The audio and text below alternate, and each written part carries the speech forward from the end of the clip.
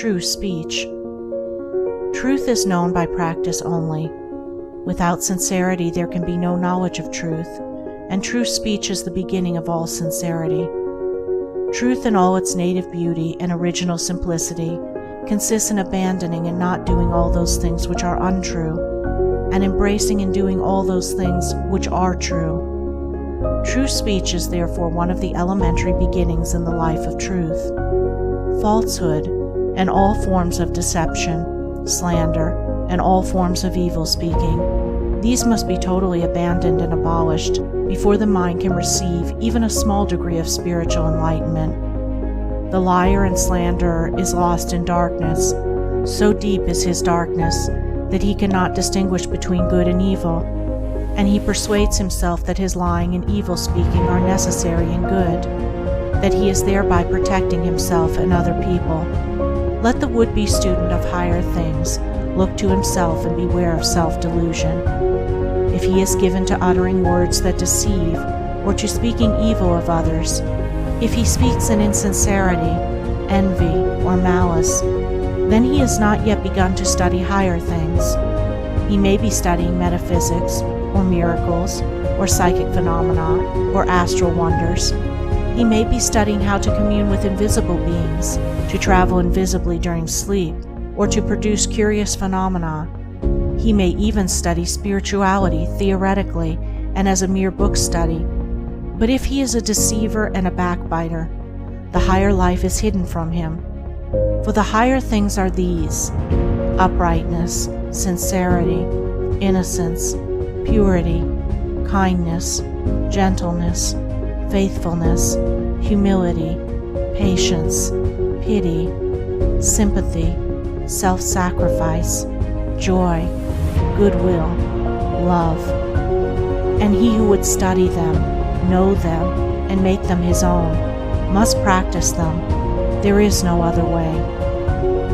Lying and evil speaking belong to the lowest forms of spiritual ignorance, and there can be no such thing as spiritual enlightenment while they are practiced. Their parents are selfishness and hatred. Slander is akin to lying, but it is even more subtle, as it is frequently associated with indignation, and by assuming more successfully the appearance of truth, it ensnares many who would not tell a deliberate falsehood. For there are two sides to slander. There is the making of repeating of it, and there is the listening to it and acting upon it. The slanderer would be powerless without a listener. Evil words require an ear that is receptive to evil in which they may fall, before they can flourish. Therefore, he who listens to a slanderer, who believes it, and allows himself to be influenced against the person whose character and reputation are defamed, is in the same position as the one who framed or repeated the evil report. The evil speaker is a positive slanderer. The evil listener is a passive slanderer. The two are cooperators in the propagation of evil. Slander is a common vice and a dark and deadly one. An evil report begins in ignorance and pursues its blind way in darkness. It generally takes its rise in a misunderstanding. Someone feels that he or she has been badly treated, and filled with indignation and resentment, unburdens himself to his friends and others in vehement language, exaggerating the enormity of the supposed offense on account of the feeling of injury by which he is possessed. He is listened to and sympathized with.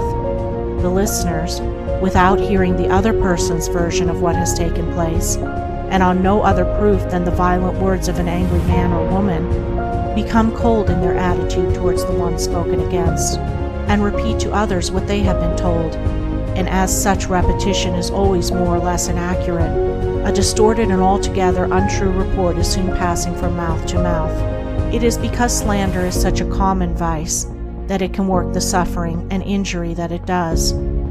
It is because so many, not deliberate wrongdoers, and unconscious of the nature of the evil into which they so easily fall, are ready to allow themselves to be influenced against one whom they have hitherto regarded as honorable, that an evil report can do its deadly work. Yet its work is only amongst those who have not altogether acquired the virtue of true speech, the cause of which is a truth-loving mind. When one who has not entirely freed himself from repeating or believing an evil report about another hears of an evil report about himself, his mind becomes aflame in burning resentment. His sleep is broken and his peace of mind is destroyed. He thinks the cause of all his suffering is the other man and what the other man has said about him, and is ignorant of the truth that the root and cause of his suffering lies in his own readiness to believe an evil report about another. The virtuous man, he who has attained to true speech, and whose mind is sealed against even the appearance of evil speaking, cannot be injured and disturbed by any evil reports concerning himself, and although his reputation may for a time be stained in the minds of those who are prone to suggestions of evil, his integrity remains untouched and his character unsoiled, for no one can be stained by the evil deeds of another, but only by his own wrongdoing.